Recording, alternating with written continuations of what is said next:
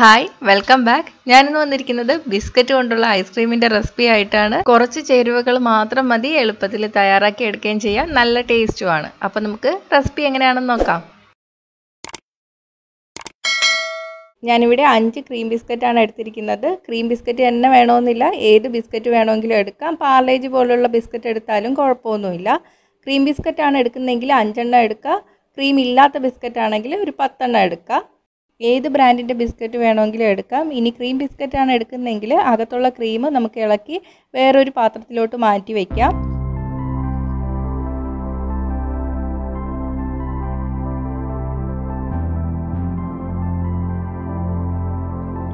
ഇപ്പോൾ ക്രീമും ബിസ്ക്കറ്റും സെപ്പറേറ്റ് ചെയ്ത് എടുത്തിട്ടുണ്ട്. ഇനി നമുക്ക് ഈ ബിസ്ക്കറ്റ് ഒന്ന് പൊടിച്ചെടുക്കണം. അതിന് വേണ്ടിയിട്ട് ഞാനൊരു കവറിനകത്തോട്ട് ബിസ്ക്കറ്റ് ഇട്ട് കൊടുക്കുകയാണ്.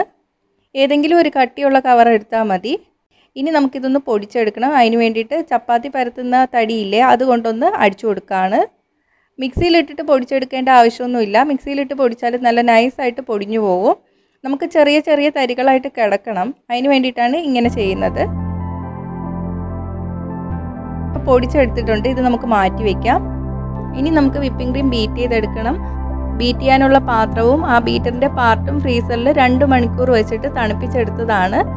ഹാൻഡ് വിസ്കാണ് യൂസ് ചെയ്യുന്നതെങ്കിൽ അതും ഫ്രീസറിൽ വെച്ചിട്ട് തണുപ്പിച്ചെടുക്കുക. 1/2 കപ്പ് വിപ്പിംഗ് ക്രീമാണ്, 125 ml വരും. ഇനി ഇത് ബീറ്റ് ചെയ്തെടുക്കാം. ഇപ്പം ഞാൻ എടുത്തിരിക്കുന്നത് മാക്ടോപ്പിൻ്റെ വിപ്പിംഗ് ക്രീമാണ്. അതിൽ മധുരം ഉള്ളതുകൊണ്ട് ഞാൻ വേറെ പഞ്ചസാര ചേർക്കുന്നില്ല.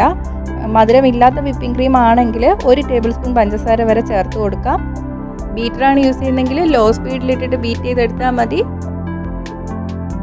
30 സെക്കൻഡ് ബീറ്റ് ചെയ്തതിന് ശേഷം മാറ്റി വെച്ചിരിക്കുന്ന ക്രീം കൂടി ചേർത്ത് കൊടുക്കാം. ക്രീം ബിസ്ക്കറ്റ് യൂസ് ചെയ്യുകയാണെങ്കിലുള്ള കാര്യമാണ് പറഞ്ഞത്.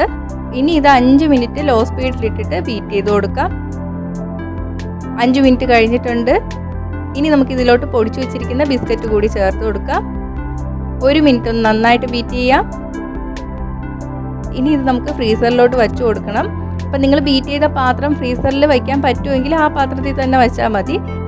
കാരണം നമുക്ക് കുറച്ച് കഴിഞ്ഞിട്ട് ഒന്നും കൂടി ബീറ്റ് ചെയ്യണം. അല്ലെങ്കിൽ വേറൊരു പാത്രത്തിലോട്ട് മാറ്റിയിട്ട് എയർ ടൈറ്റായിട്ട് അടച്ചിട്ട് ഫ്രീസറിലോട്ട് വയ്ക്കുക.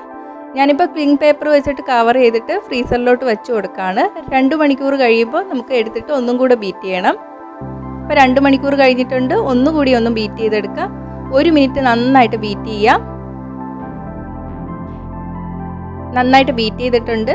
ഇനി ഇതൊരു പാത്രത്തിലോട്ട് മാറ്റി കൊടുക്കുകയാണ്. ഇതിൻ്റെ മുകളിൽ ഞാനൊരു ബട്ടർ പേപ്പർ കൂടി കട്ട് ചെയ്ത് വെക്കുന്നുണ്ട്. ബട്ടർ പേപ്പർ വെച്ചാൽ മുകളിൽ ഇങ്ങനെ ഐസ് പിടിച്ചു വരില്ല. എയർ ടൈറ്റ് ആയിട്ടുള്ള പാത്രമായിരിക്കണം. ഇനി ഇത് ഫ്രീസറിൽ വെച്ചിട്ട് 6 മണിക്കൂർ തണുപ്പിച്ചെടുക്കാം. 6 മണിക്കൂർ കഴിഞ്ഞിട്ടുണ്ട്. നമ്മുടെ ഐസ്ക്രീം റെഡി ആയിട്ടുണ്ട്. ഐസ്ക്രീം കോരുന്ന സ്കൂപ്പ് ഒന്ന് ചൂടുവെള്ളത്തിൽ മുക്കിയതിന് ശേഷം കോരിയെടുത്താൽ പെട്ടെന്ന് തന്നെ നമുക്ക് കോരിയെടുക്കാൻ പറ്റും. അപ്പോൾ സ്കൂപ്പ് ഇല്ലെങ്കിൽ നമുക്ക് ചെറിയ തവി എടുത്താലും മതി. അതിങ്ങനെ ചൂടുവെള്ളത്തിൽ മുക്കിയിട്ട് കോരിയെടുക്കാം. നല്ല ടേസ്റ്റാണ്. വാനില എസൻസിൻ്റെ ഒന്നും ആവശ്യമില്ല. വെറും 3 ചേരുവകൾ മാത്രം മതി. അപ്പോൾ എന്തായാലും ട്രൈ ചെയ്ത് നോക്കുക. ട്രൈ ചെയ്ത് നോക്കിയിട്ട് നിങ്ങളുടെ അഭിപ്രായം കമൻറ്റ് ചെയ്യുക. ഇഷ്ടമെങ്കിൽ ലൈക്ക് ഷെയറും ചെയ്യുക. കൂടുതൽ റെസിപ്പികൾക്കായിട്ട് ചാനൽ ഫോളോ ചെയ്യാനും മറക്കല്ലേ.